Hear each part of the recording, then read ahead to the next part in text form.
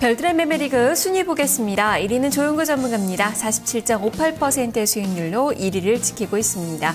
2위는 박승영 전문가로 27.07% 수익률입니다. 3위는 이승준 전문가 26.57%의 수익률 집계가 되고 있습니다. 4위는 김석철 전문가입니다. 13.2%대 수익률이 기록이 되고 있습니다.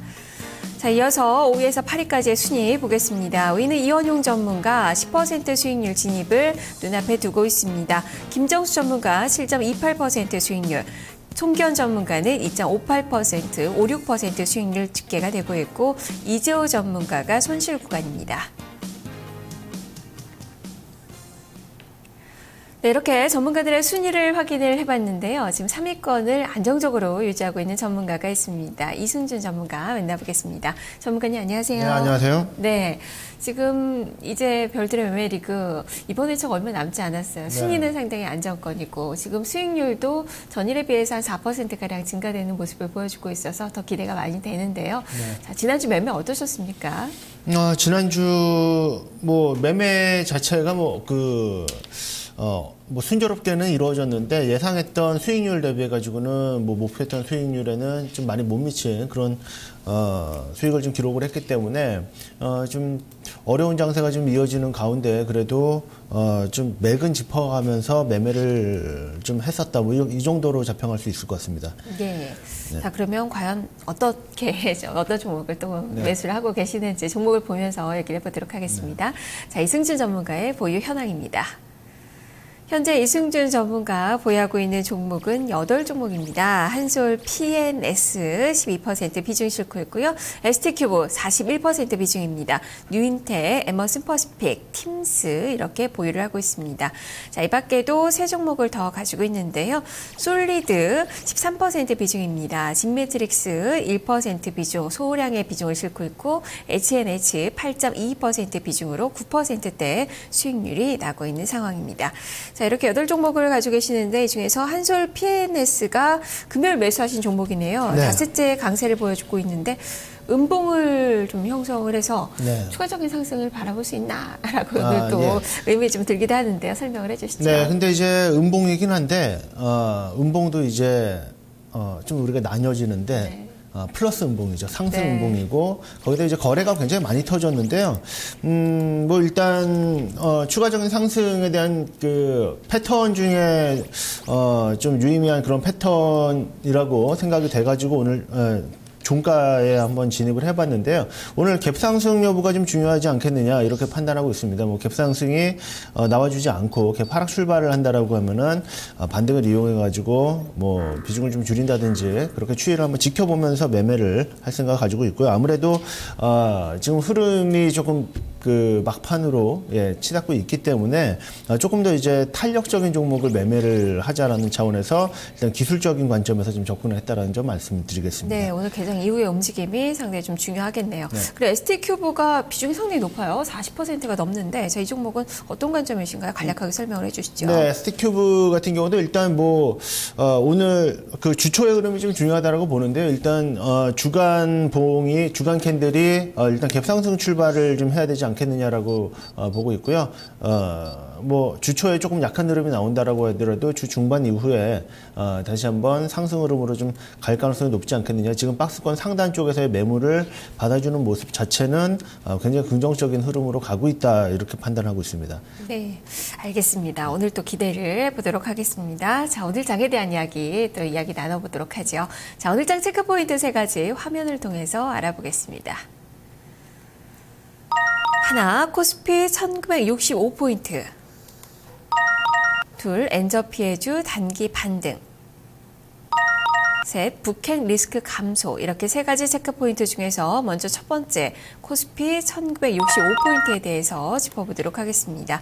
지금 지수는 1950선입니다. 네. 1965포인트가 어떤 의미가 있는 건가요? 네, 1965포인트는 이제 월봉의 시초가죠. 이번 2월 달의 시초가고 지난번에 우리 시장이 좀 하락을 했죠. 지난달에 중반 이후부터 좀 하락을 했는데 왜 하락을 했냐면은 제가 그때 이제 중요한 포인트가 월봉의 역시 시초가가 굉장히 좀 중요하다라고 말씀드렸는데 그 1월 중초 그 한 11일이었나요? 예, 이때 캔들이 월봉의 시초가를 극복을 못했습니다. 바로 지금 차트 보시면은 이날인데요.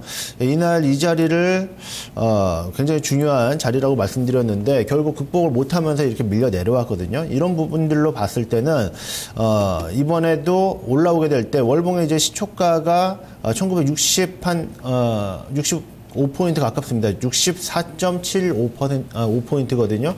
이 자리가 좀 중요한 포인트가 좀 될 것 같고, 다만 이제, 오늘 같은 경우에는 전량 후강 장세로 좀 이어질 가능성이 높다, 이렇게 보고 있습니다. 지난주에 제가 말씀드렸던 그 1930포인트, 이 상승폭에, 지난 하반기부터의 그 상승폭에 그 61.8% 되돌림폭을 조정폭 자리에서 쌍바닥의 흐름으로 나와줬기 때문에 추세적으로 조금 되돌림이 나와줄 수 있는 그 공방 자리까지는 되돌림이 나와줄 수 있는 그런 포인트로 보시면 되겠습니다.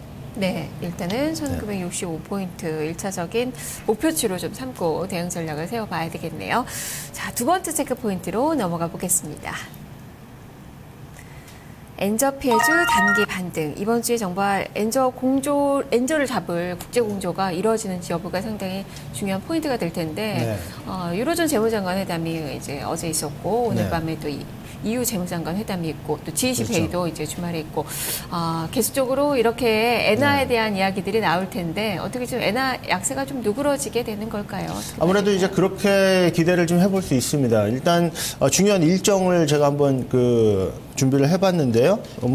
오늘 밤부터 이제 그런 일정들도 있고, 또 일본에서는 이제 13일 이후부터 뭐가 있냐면 뱅크 오브 재팬에서 금정위가 있죠. 금융정책위원회가 있습니다.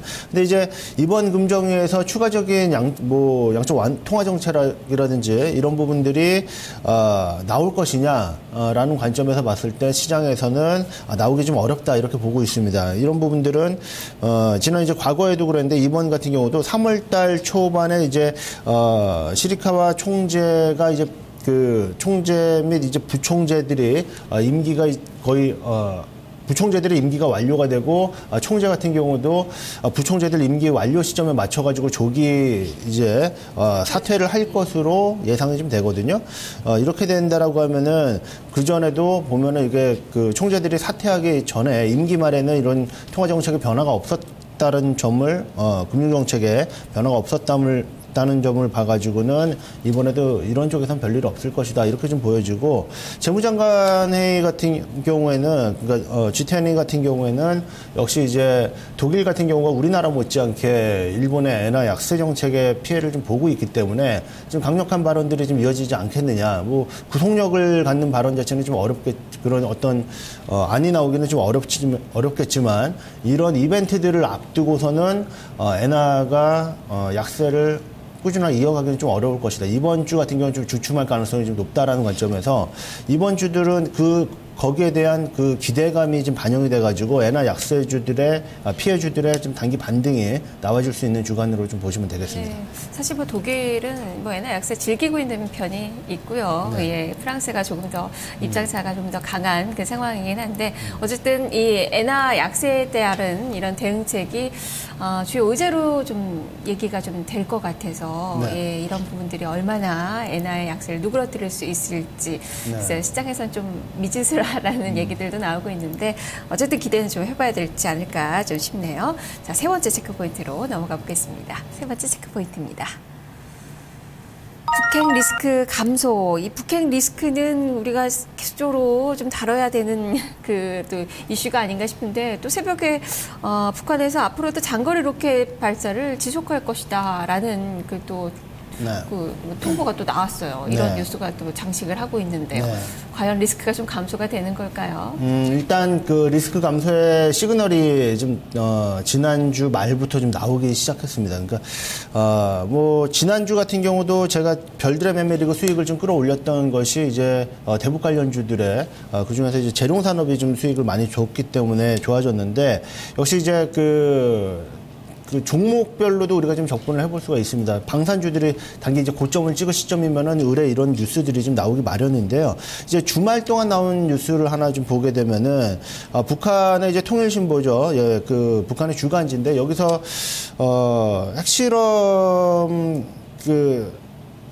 그동안에 이제 북한이 말해왔던 중대 조치라는 것을 이제 서방 국가에서 핵실험을 하는 것으로 지레짐작했다라는 뭐 이런 다소 이제 유화적인 기사가 좀 나왔거든요. 이런 부분들이 또 이제 국내 언론들에서는 도대체 그 의중이 무엇이냐 뭐 이런 부분들을 좀 역시 탐색하는 그런 주말 동안의 뉴스가 좀 많이 나왔었는데 아무래도 이런 뉴스가 나왔다라는 것은 그동안에 북한의 어떤 지금 자세와는 좀 그 거리감이 있기 때문에 좀 북핵 리스크가 그래도 감소할 가능성이 좀 높지 않겠느냐 이런 얘기들이 좀 나오고 있고요. 아무래도 북한이 그동안 이제 그 김정은 체제가 들어서면서 아무래도 이제 경제 활성화 쪽에다가 그동안 많이 또 언급을 해온 것도 사실이기 때문에 뭐 이번 주가 가장 이제 그 사실 위기라고 이번 주가 이제 가장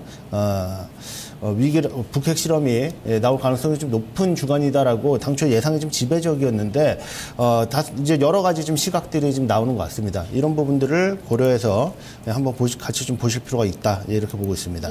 그리고 오늘 매매 전략은 어떻게 세우고 계신가요? 네, 오늘은 이제 그 코스피가 전약 후강 장세로 좀 그 반등하는 주간 장세가 예상이 됩니다. 일단 시초가는 갭상승 출발을 해가지고 5일선 테스트 정도가 좀 나와주지 않겠느냐.